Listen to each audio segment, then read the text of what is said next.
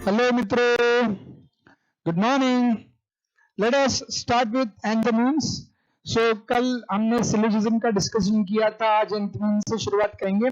Syllogism का ये आगे का पार्ट है, थोड़ा सा थियरी बाकी है और उसके बाद हम एमसीक्यूज कर लेंगे, ठीक है। सो शुरुआत करते हैं एंथोनिम्स से। सो एंथोनिम्स थोड़ा स्पेल करने के लिए आपको मुश्किल लग सकता है, लेकिन बहुत सिंपल है।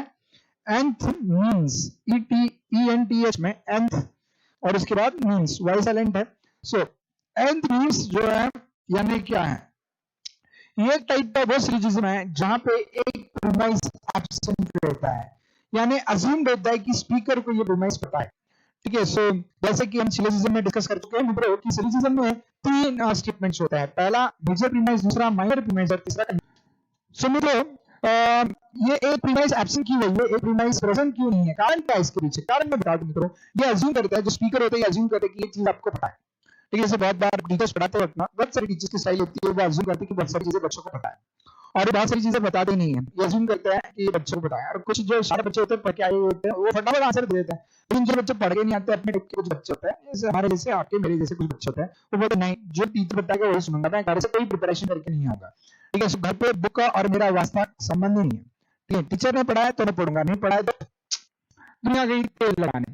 तो अब अगर समझो मैंने पढ़ाते वक्त एक लाइन स्किप कर दी और मैंने अज्यूम किया कि आपको पता है, तो आपकी नहीं है तो पार नहीं होगी ना, गड़बड़ हो जाएगी। तो मित्रों ये एंथोनिम्स जो है ना, ये एक्चुअली ये टाइप ऑफ सिलोजिज्म नहीं कह सकते, लेकिन इसको रेटोरिकल सिलोजिज्म कहा जाता है। रेटोरिकल सिलोजिज्म यानी ऐसे ही सिलोजिज्म से डिराइव किया गया एक पार्ट है, ऐसे कहा जाता है, जिसमें एक प्रीमाइस छोड़ देते हैं, प्रीमाइस एब्सेंट है, ये अज्यूम किया जाता है। क्यों छोड़ देते हैं कि एब्सेंट है, क्योंकि अज्यूम किया जाता है कि जो रीडर है ना, ये जो स्पीकर है ना, उसको ये अजम्पशन पता है, ठीक है। सो जैसे फॉर एग्जांपल मैं आपको बता रहा हूँ डोनाल्ड ट्रंप के बारे में बता रहा हूँ, ठीक है। अब डोनाल्ड ट्रंप ये ऐसे है वैसे वैसे, but you don't know Donald Trump. तुमने अज्यूम किया था, आपको पता है कि डोनाल्ड ट्रंप जो यूएस के प्रेसिडेंट है। So I thought you know this fact, so मैंने डायरेक्ट उनके बारे में बोलना शुरू किया और बाद में लगता पूछना सर ये डोनाल्ड ट्रंप है कौन, हाँ पता ही नहीं इसके बारे में। सो ये प्रॉब्लम है थोड़ा, ठीक है। सो ये कौन सा सिलोजिज्म मैं बता आपको, एंथोनिम, ठीक है। So enthymeme is a type of rhetorical syllogism, ठीक है, जहां पे एक प्रीमाइस एब्सेंट होता है, एक प्रीमाइस बताया नहीं जाता, ठीक है। And enthymeme is not one of the major types of syllogism but is what known as rhetorical syllogism. These are often used in persuasive speeches and arguments. Arguments में इसका इस्तेमाल किया जाता है, persuasive speeches में इस्तेमाल किया जाता है। जब हम किसी के साथ बात करते हैं तो अपने को लगता है कि बाबा अपन जिस चीज के बारे में बात कर रहे हैं उसको पता है। जैसे अपन गुस्सा है और जैसे अपन घर आए बाहर से घर आए, ठीक है, बैग फेंक दी और अपने बोला क्या नाटक है यार, ऐसे ही होता है हमेशा, ठीक है, पागल लोग हैं, ऐसे नहीं करना चाहिए, ऐसे और आप गाली देने लगे। मम्मी शॉक है, क्या हो क्या गया, ये किसको दे रहा है, किसको गाली दे रहा है, कुछ समझ नहीं आया मम्मी को। क्यों आपने अज्यूम किया था कि आपको मम्मी को पता है, आप बाहर से आने के बाद आपको किसने परेशान किया, ठीक है। सो उसको उसके बारे में आप कह रहे हो, ऐसा आपने अज्यूम किया, लेकिन बाद में सब आपको शांत हो गया, मम्मी ने आपसे पूछ लिया बात किसके बारे में कर रहा था, किसके बारे में है, किसके बारे में बात कर रहा था, हमें तो पता ही नहीं, ठीक है। सो मतलब this is the problem of this enthymeme. यहाँ पे दिक्कत एक ही है कि एक स्टेटमेंट जो है, एक प्रीमाइस जो है वो प्रेज्यूम किया जाता है। This is often used in persuasive speeches and arguments. Generally, the speaker will omit a major or minor premise, assuming it's already accepted by the audience. तो यहाँ पे स्पीकर है ना, ठीक है, उसको लगता है ऑडियंस को ये चीज पता है, तो वो उसको एक्सप्लोर कर देगा, एक मेजर प्रीमाइस नहीं तो माइनर प्रीमाइस एक्सप्लोर करेगा। ओके, चलो ये एक्सप्लेन करने के लिए आपको एग्जांपल दिए हैं आगे, दो एग्जांपल्स हैं। Example number 1, he couldn't have stolen jewelry. I knew him. तो पहले एग्जांपल में ऐसे कहा गया कि उसने ज्वेलरी चुराई नहीं होगी, मैं उसको जानता हूँ। अब और उसने ज्वेलरी नहीं चुराई, यानी फॉर एग्जांपल आपके घर में या शॉप में चोरी हो गई है और आप मिस्टर एक्स के ऊपर इल्जाम लगा रहे हो, ठीक है, यानी लोग कह रहे हैं एक्स ने चुराई, तो आपने कहा कि नहीं एक्स चुरा नहीं सकता, एक्स को मैं जानता हूँ। अब बाकी कोई भी एक्स को जानती नहीं है, लेकिन मैं जानता हूँ, तो मैंने ये प्रीज्यूम किया कि बाकी लोग भी जानते होंगे एक्स को, बहुत ही ऑनेस्ट ईमानदार इंसान है, अगर कोई भी चीज अगर रहेगी होगी तो ला के देगा, तो उसकी चुराने की कोई चांस नहीं है। ये बात हमें पता है, लेकिन आप लोगों को पता है मिस्टर एक्स, आपको ये बात पता ही नहीं, तो ये प्रीज्यूम की गई है कि आप सब लोग एक्स को जानते हो कि यार एक अच्छा इंसान है, वो कभी चोरी कर ही नहीं सकता, ऐसा ये प्रेजम्पशन है। He couldn't have stolen the jewelry. I know him. Major premises, he couldn't have stolen the jewelry. Minor premises, I know his character. Okay, लेकिन सबसे महत्वपूर्ण चीज थी कि आप लोग मिस्टर एक्स को जानते ही नहीं, वो उसके बारे में, उसके कैरेक्टर के बारे में you don't know. But I presume that everyone knows about it. Okay, example 2. Her new purse can't be ugly. It's a Louis Vuitton. Okay, अब इनकी नई पर्स है ना, वो खराब हो ही नहीं सकती, खराब इन द सेंस बिकने के लिए बुरी हो ही नहीं सकती। लुई वुटन यानी लुई वुटन वाले डिजाइनर जो है ना, ठीक है, मैंने डिजाइन किया, तो उनकी डिजाइन तो बहुत बढ़िया है, लेकिन आप प्रिंस भूटान कौन है ये पता ही नहीं है। Is a famous designer, post designer, बहुत अच्छे डिजाइन करता है, ठीक है। सो ये विख्यात डिजाइनर है, ठीक है। अब इनके बारे में आपको पता ही नहीं, तो but I have presumed that you know, ठीक है। सो मेजर प्रीमाइसेस, हर new accessory can't be ugly, minor premises made by famous designer Louis Vuitton. Okay, ठीक है मित्रों, तो ये टाइप में एक प्रीमाइस जो है ना प्रिज्यूम किया जाता है, ठीक है। चलो, ये ऐसे माना जाता है इथियन में, एंथियन में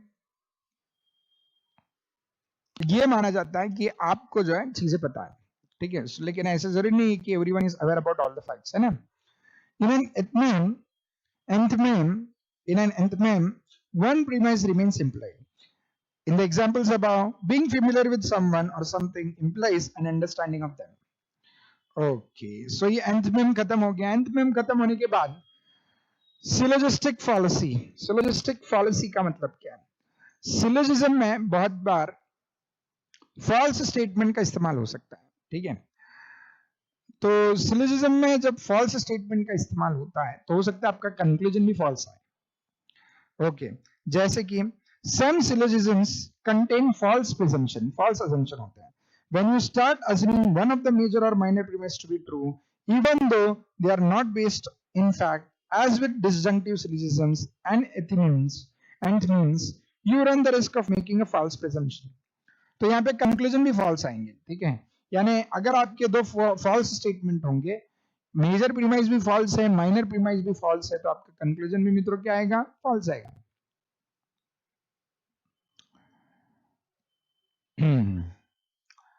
Sachin Tendulkar is a cricketer, ये पहला statement. Sorry, Sachin Tendulkar is a footballer,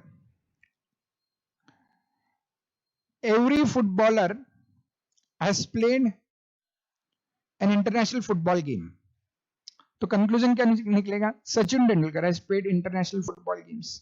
अब मित्रों आपका पहला प्रीमाइस ही फॉल्स है, सचिन तेंदुलकर फुटबॉलर है ही नहीं, इज ए इंटरनेशनल क्रिकेटर, और उन्होंने इंटरनेशनल फुटबॉल की गेम खेली, उन्होंने इंटरनेशनल क्रिकेट खेली है। लेकिन प्रॉब्लम यह है कि आपका मेजर प्रीमाइस भी फॉल्स है, माइनर प्रीमाइस भी फॉल्स है, तो आपका कंक्लूजन भी क्या आएगा मित्रों? फॉल्स ही आएगा, ठीक है। सो ये पॉसिबिलिटी है। Some syllogisms contains false presumption. When you start assuming one of the major or minor premises to be true, लेकिन हम अज्यूम कर रहे हैं, रीड करते वक्त अपने को पता नहीं होता है।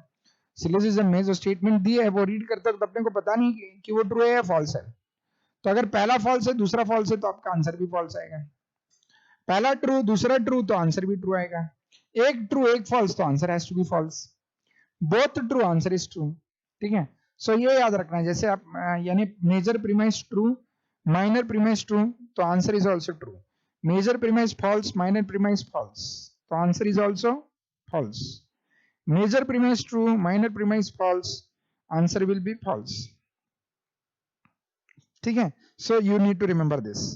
When you start assuming one of the major or minor premises to be true, even though they are not based in fact, as with disjunctive syllogism and antonyms, you run the risk of making a false presumption.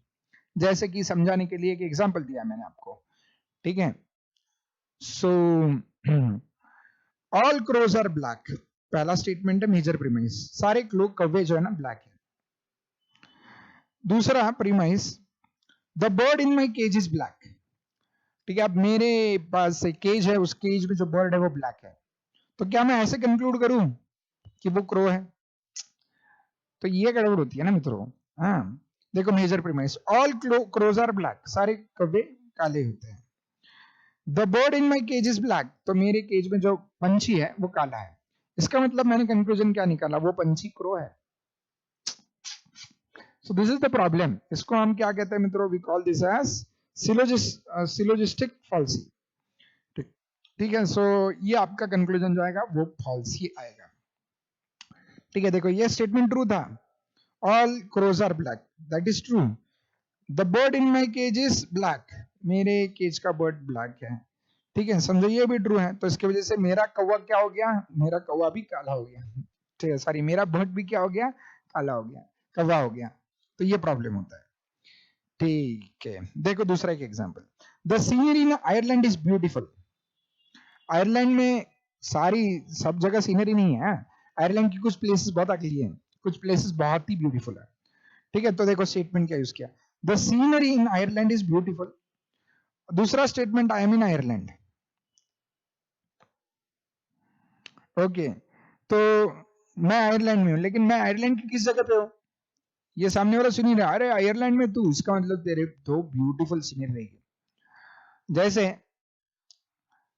Mumbai में, अरे sky scraper से sky scraper, ऊंची ऊंची building है, चिकनी चिकनी building है मुंबई में, और आपके दोस्त का फोन है, वो बोला यार मैं मुंबई में हूँ, वो आपने बोला व्हाट, तो ऊंची ऊंची बिल्डिंग है तेरे सामने रहेगी, एकदम क्लीन चकाचक सिटी। अब बंदा है धारावी में खड़ा मुंबई की, वो देख रहा है धारावी में कहा चिकनी चिकनी मंजिले वाली बिल्डिंग है, कहाँ है 40-40, 50-50, 100-100 मंजिले बिल्डिंग कहाँ दिखेगी अगर आप धारावी में खड़े हो तो। सो दिस इज व्हाट हैपेंस, ठीक है। सो ये प्रॉब्लम होता है। सो यहाँ पे भी वही है, major premise the scenery in Ireland is beautiful, minor premise I am in Ireland, conclusion क्या निकला, the scenery is beautiful. Okay, of course, not every blackbird is a crow, and not all of Ireland is beautiful.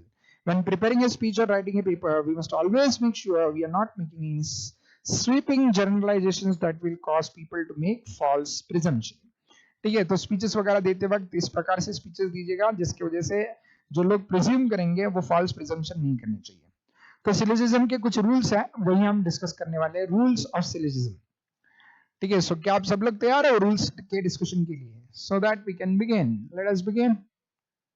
सो थोड़ा rules of syllogism discuss करते हैं शुरुआत rules of syllogism के साथ। So rules of syllogism में categorical syllogism के लिए applicable होता है।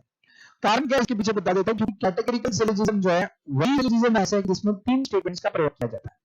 पहला स्टेटमेंट जिसको मेजर प्रीमाइस कहते हैं, दूसरा माइनर प्रीमाइस, और तीसरा जो है कंक्लूजन होता है।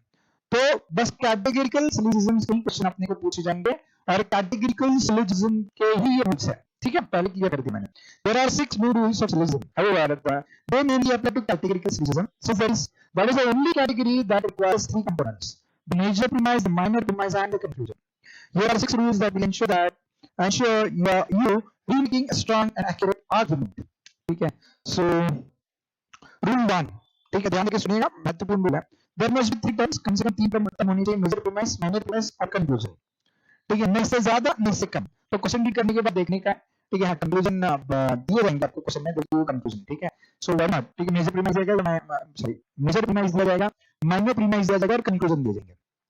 ठीक है, अब बहुत बार क्या होता है ना, एक से ज्यादा कंक्लूजन दे देते हैं और आपको बोलते हैं कि बताइए, ऑप्शंस में आपको पूछते हैं, क्वेश्चन में पूछते हैं कि इसमें से कौन सा कंक्लूजन सही है। तो ऐसा क्वेश्चन आता है, कंक्लूजन 1 सही है, कंक्लूजन 2 सही है, ठीक है, दोनों भी कंक्लूजन सही है, दोनों भी कंक्लूजन गलत है, ऐसे 4 ऑप्शंस दिए जाते हैं, आपको सही ऑप्शन चुनना है। तो पहले तो क्वेश्चन रीड करने के बाद पहले चेक कर लेना मेजर प्रीमाइस प्रेजेंट है क्या, माइनर प्रीमाइस प्रेजेंट है क्या, कंक्लूजन प्रेजेंट है क्या, तो ही हम सॉल्व करेंगे इसको। ठीक है, rule 2, the minor premise must be distributed in at least one other premise. ठीक है, माइनर प्रीमाइस का जो है ना वो रेफरेंस होना चाहिए मेजर प्रीमाइस में से। ठीक है, rule 3, any terms distributed in the conclusion must be distributed in the relevant premises.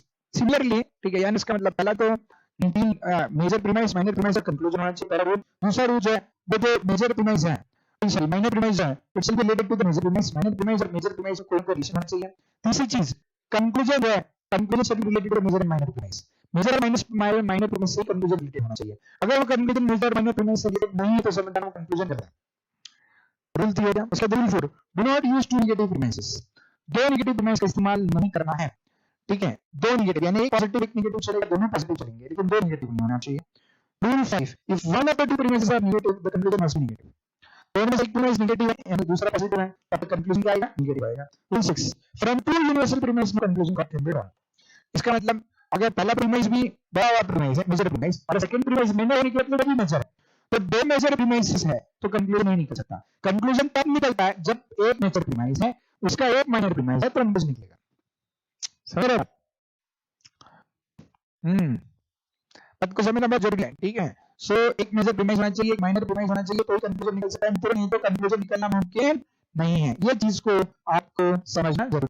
सो मित्रों, बस ये 6 रूल्स को आपको याद रखना है। ये 6 रूल्स को याद रख के अब हम एमसीक्यू सॉल्व करने वाले हैं, एकदम फटाफट एमसीक्यू सॉल्व करेंगे। ठीक है, कौन से 6 रूल है? रूल नंबर 1 क्या कहता है कि कम से कम 3 चीजें होनी चाहिए, एक मेजर प्रीमाइस, दूसरा माइनर प्रीमाइस और तीसरा जो है ना कंक्लूजन होना चाहिए। दूसरा रूल 2 क्या कहता है? माइनर प्रीमाइस जो है मेजर प्रीमाइस से रिलेटेड होना चाहिए। रूल 3 क्या कहता है?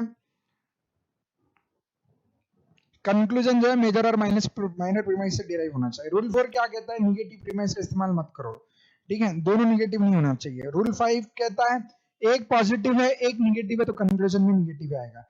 रूल 6 कहता है कि दो यूनिवर्सल प्रीमाइस रहेंगे तो आंसर नहीं आएगा, ठीक है, दो यूनिवर्सल प्रीमाइस का आंसर नहीं आता, कंक्लूजन नहीं आता। चलो अब ये सारी चीजें समझने के बाद अब करते हैं शुरुआत एमसीक्यूज के साथ। ये रूल अप्लाई करने की बारी आ चुकी है मित्रों।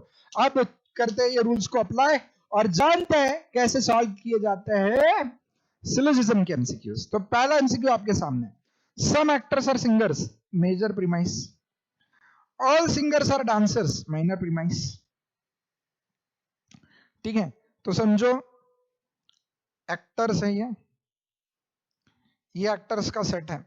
सम एक्टर्स आर सिंगर्स, ये सिंगर्स का सेट है। तो इसका मतलब क्या है मित्रों? ये एक्टर्स हैं, इसमें से कुछ एक्टर्स हैं जो सिंगर्स हैं, ठीक है।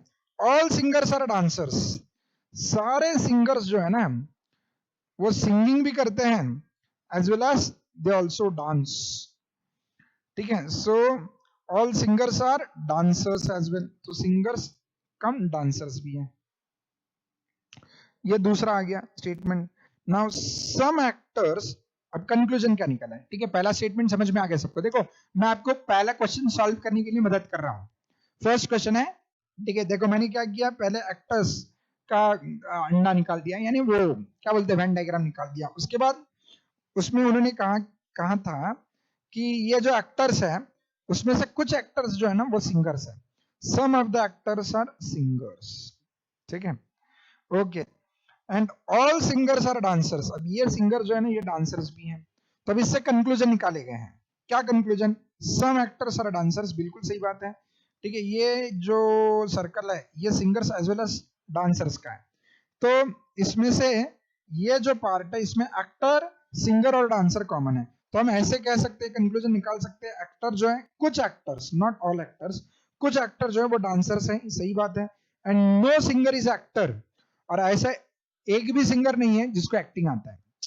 अब ऐसे दो कंक्लूजन है मित्रों, ठीक है। तो इसमें से कौन सा कंक्लूजन सही है आपको बताना है, ठीक है। चार ऑप्शंस देखो इस प्रकार से दिए जाएंगे, ठीक है। Only one conclusion, only the first conclusion is true, only the second one is true, ठीक है। इधर ऑफ वन और टू और true and neither of one और टू और ट्रू, ठीक है। सो ऐसे आपको चार ऑप्शंस दिए जाएंगे। गलती से आंसर दिखा दिया मैंने आपको, लेकिन चिंता मत करो, आंसर अपने पास ऑलरेडी आ चुका है। सम एक्टर्स आर डांसर्स, ये ट्रू है क्या? बिल्कुल ट्रू है, ये कंक्लूजन बिल्कुल सही निकला है। नो सिंगर इज एक्टर, ये चेक करना था अपना। नो सिंगर इज एक्टर मित्रों, ऐसे है क्या? देखो यहाँ पे कुछ सिंगर ऐसे हैं जो एक्टिंग में भी, उनको एक्टिंग भी आता है, ठीक है। सो ये स्टेटमेंट सेकंड वाला फॉल्स है, ये कंक्लूजन डज नॉट फॉलो, ये छोड़ दो, ये गलत कंक्लूजन है, ऐसा कंक्लूजन बोल ही नहीं सकते। उल्टा ऐसे बोलना चाहिए कुछ सिंगर ऐसे हैं जिनको एक्टिंग भी आता है डांसिंग भी आता है, ठीक है। कुछ सिंगर्स ऐसे हैं जिनको एक्टिंग भी आता है डांसिंग भी आता है, ठीक है, गाना गाना भी आता है। They are singers as well as actors as well as dancers, ठीक है। So second conclusion does not follow, first conclusion always follows. तो इसका सही जवाब है ओनली फर्स्ट कंक्लूजन फॉलोज। तो option A is the correct answer, ठीक है मित्रों। आई होप ये समझ में आ गया, ठीक है। अब नेक्स्ट क्वेश्चन है आपके सामने, अब ये आपको सॉल्व करना है, ठीक है, बिल्कुल सही सॉल्व करना। All the harmoniums are instruments, पहला प्रीमाइस, सारे हारमोनियम्स जो है ना वो इंस्ट्रूमेंट में आते हैं। उसके बाद all the instruments are flutes, सारे इंस्ट्रूमेंट जो है वो फ्लूट है। अब कंक्लूजन ड्रॉ कीजिएगा, इससे आराम से कंक्लूजन ड्रॉ कीजिएगा और उसके बाद बताइएगा कौन सा ऑप्शन जो है वो सही है, कौन सा ऑप्शन जो है वो सही है, ये आपको बताना है। आराम से, एकदम आराम से सॉल्व करना।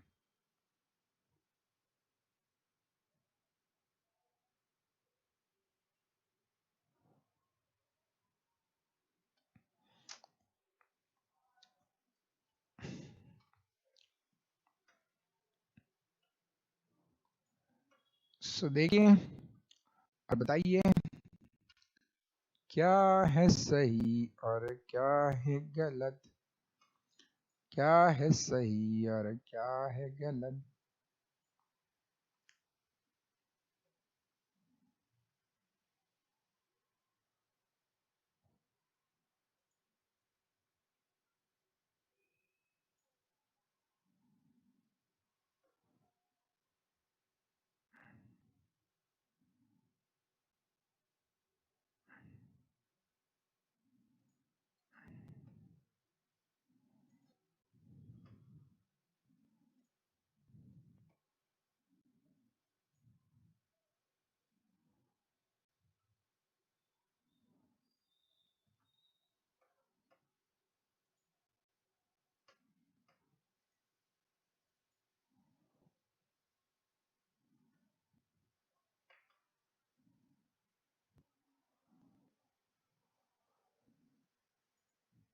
सो मित्रों आंसर आ गया आपका। क्या लगता है आपको? पहले इसमें कहा था कि ऑल हारमोनियम्स आर इंस्ट्रूमेंट्स, तो सारे हारमोनियम जो है वो इंस्ट्रूमेंट्स हैं, और सारे इंस्ट्रूमेंट जो है वो फ्लूट है।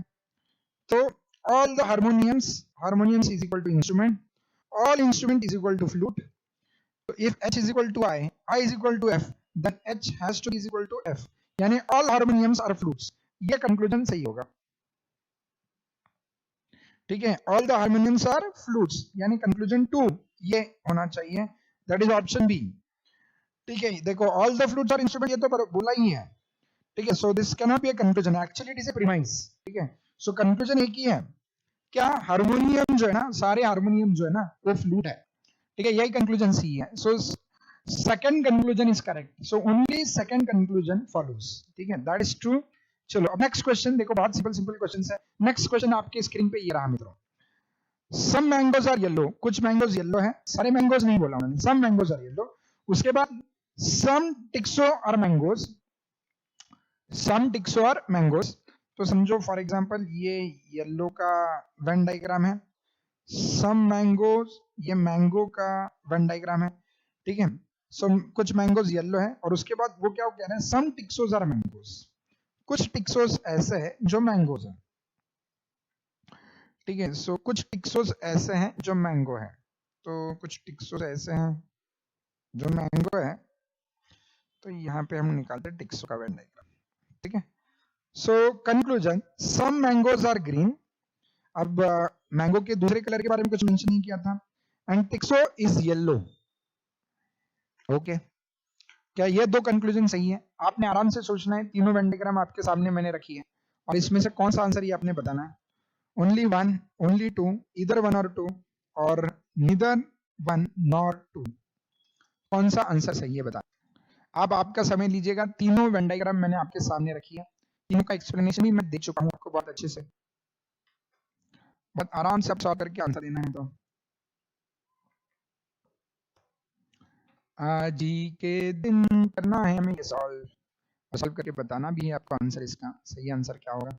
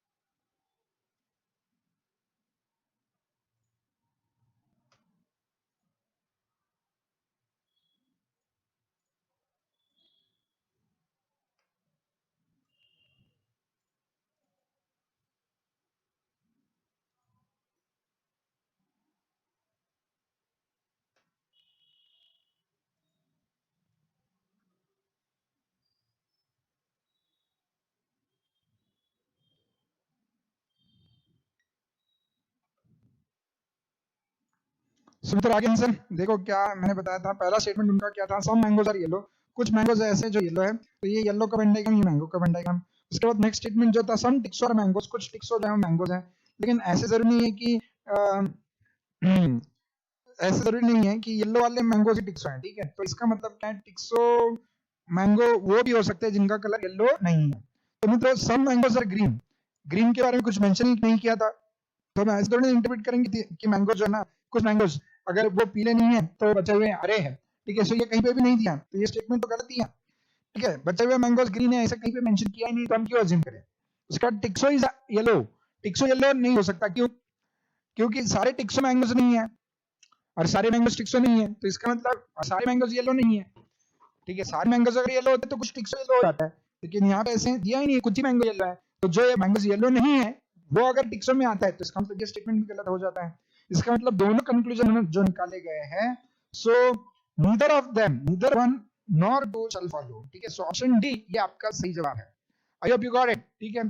सो नेक्स्ट क्वेश्चन आपके सामने रखा जाता है, question 4, some ants are parrots, ठीक है। सो ये पैरट का सेट है, पैरट का, and some of the ants, सारे एंड्स नहीं, some of the ants are parrots, all parrots, all parrots are apples. Okay, so सारे के सारे पैरेट्स जो हैं, सारे के सारे पैरेट्स जो हैं, दे आर ऑल्सो एप्पल्स. ठीक है, सॉरी, ये वेन डायग्राम को हम हटा देते हैं, न्यू वाली वेन डायग्राम निकाल देते हैं इसके बदले, चिंता मत कीजिएगा. ठीक है, देखो क्या लिखा है, सम एंड्स आर पैरेट्स, ये एंट है, ये पैरेट है, and all parrots are apples. तो पैरेट के साइड में मैं एप्पल लिख देता हूँ. ठीक है, अब कंक्लूजन ड्रॉ कीजिएगा और आंसर दे दीजिएगा. कौन सा आंसर सही है ये बताना है आपको. आपके सामने मैं ऑप्शन रख देता हूँ, 4 ऑप्शन रख दिया, आराम से देखिए और आंसर दीजिएगा. एकदम सही जवाब देना है, मिस्टेक नहीं करनी है कोई भी. You need to give an appropriate answer, मित्रों.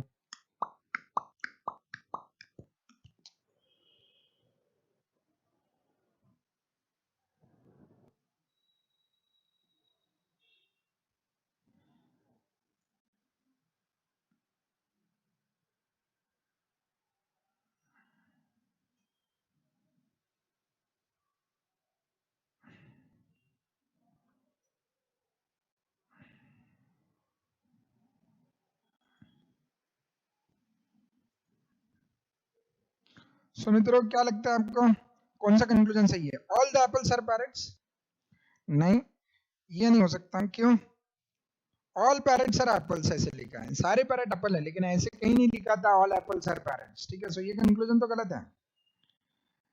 ठीक है, सारे पैरेट्स एप्पल है, लेकिन सारे एप्पल पैरेट्स ऐसा कहीं पे भी लिखा नहीं है. उसके बाद सम एंट्स आर एप्पल्स. ओके, बिल्कुल सही हो सकता है. देखो ये जो एंट है, इसमें से कुछ एंट एप्पल है, सॉरी कुछ एंट्स जो है ना वो पैरेट्स है. Some of the ants are parrots and all parrots are apples. इसका मतलब यहाँ पे जो एंट्स है, if this ants are parrots it means they are also apples. तो इसका मतलब इसमें कंक्लूजन सिर्फ और सिर्फ सेकंड वाला सही है, दैट इज ऑप्शन बी. ठीक है, so the correct answer is option B. तो चलो इसके बाद नेक्स्ट क्वेश्चन आपके स्क्रीन पे ये रहा मित्रों. सो मित्रों, फिफ्थ क्वेश्चन आपके सामने है. Some papers are pens. Some papers are pens. कुछ पेपर जो है वो पेन है. All pencils are pens. सारी पेंसिल है, ये पेपर है, पेपर का सर्कल है. उसके बाद सम पेपर्स आर पेन्स, तो ये पेन का सर्कल है, कॉमन है इसमें कुछ. लेकिन क्या लिखा है, ऑल पेंसिल्स, सेकंड स्टेटमेंट क्या लिखा है, all pencils are pens.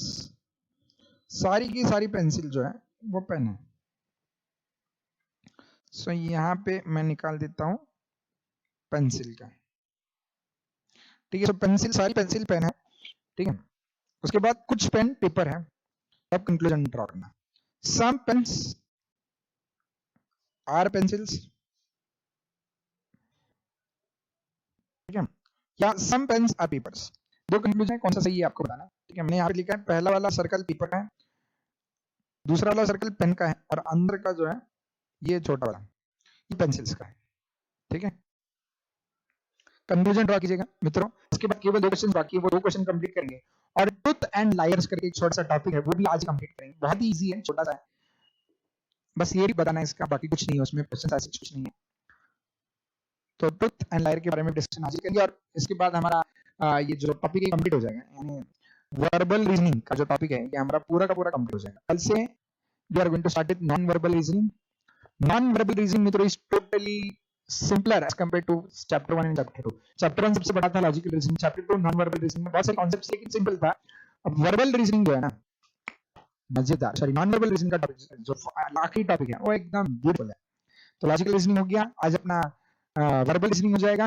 Non verbal reasoning में हम मजा करेंगे, मस्त मजे करेंगे. ठीक है, चलो.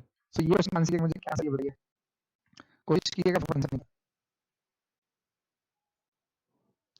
ठीक है, क्या आंसर है देखो. क्या है पहला conclusion, some pens are pencils. Some pens are pencils, is it possible? No, yes it is possible. Some pens are pencils, कुछ पेन जो है वो पेंसिल की है. सही है, क्योंकि all the pencils are pens. इसका मतलब सम पेन्स आर पेंसिल्स, ये कंक्लूजन टू है. Some pens are papers, some pens are, this is also true. ठीक है, सो इधर 1 और 2 फॉलोस. सही है, नीदर नॉर, या लास्ट ऑप्शन इसमें ठीक है, आखिरी ऑप्शन डी है वो करेक्ट है, both are true, both shall follow. ठीक है, सो इसका करेक्ट ऑप्शन ऑप्शन डी, जो मैंने आपको यहाँ पे दिया नहीं था लेकिन आ गया, D is the correct answer, क्योंकि ये दोनों स्टेटमेंट ट्रू है। सम पेंसिल पेंसिल्स ये भी ट्रू है एंड सम पेंसिल पेपर्स ये भी ट्रू है। तो फाइनल कंक्लूजन, तो मुझे क्या करना है, सिलोजिज्म के क्वेश्चन में क्या करो, वेन डायग्राम निकालो, वेन डायग्राम निकालेना तो फटाक से आंसर मिल जाता है। ठीक है, so this is the trick. अब देखो नेक्स्ट क्वेश्चन नंबर 6 आपके सामने, no window is a glass, यानी ये हमने विंडो का निकाला, ये हमने क्लास का निकाला, इनमें कुछ कॉमन नहीं है।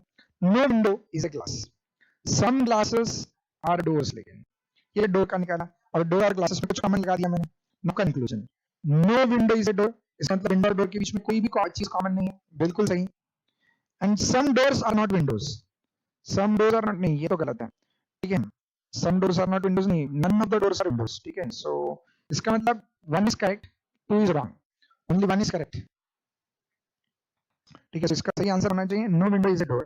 ठीक है, सो ये गलत है, सेकंड वाला गलत है। ठीक है, यहाँ पे ऑप्शन थोड़ा गलत आ गया, ऑप्शन ए शैल फॉलो। ठीक है, so last question for the day, some rulers are dancers, ये डांसर्स है, ये रूलर्स है, तो सम रूलर्स आर डांसर्स ये, and all dancers are short, dancers are short, बिल्कुल, तो ऑल डांसर्स आर शॉर्ट बना है, तो सम रूलर्स आर शॉर्ट ये भी सही है, क्योंकि यहाँ पे जो है वो डांसर भी आएंगे और सारे डांसर शॉर्ट होने की वजह से ये रूलर भी शॉर्ट हो जाएंगे, और रूलर्स आर शॉर्ट ये गलत है, तो इसका मतलब इसका सही जवाब जो है 1 होना चाहिए, 1 शैल फॉलो। ठीक है, सो सही जवाब ओनली 1 शैल फॉलो, ये तो आ गया। तो this marks the end of syllogism. Syllogism खत्म होने के बाद मित्रों अब ट्रुथ एंड फॉल्स, इसका थियरी का डिस्कशन है वो कर लेते हैं तुरंत, बस 2-3 मिनट का डिस्कशन है, उसके बाद अपना सिलेबस टॉपिक नंबर 2।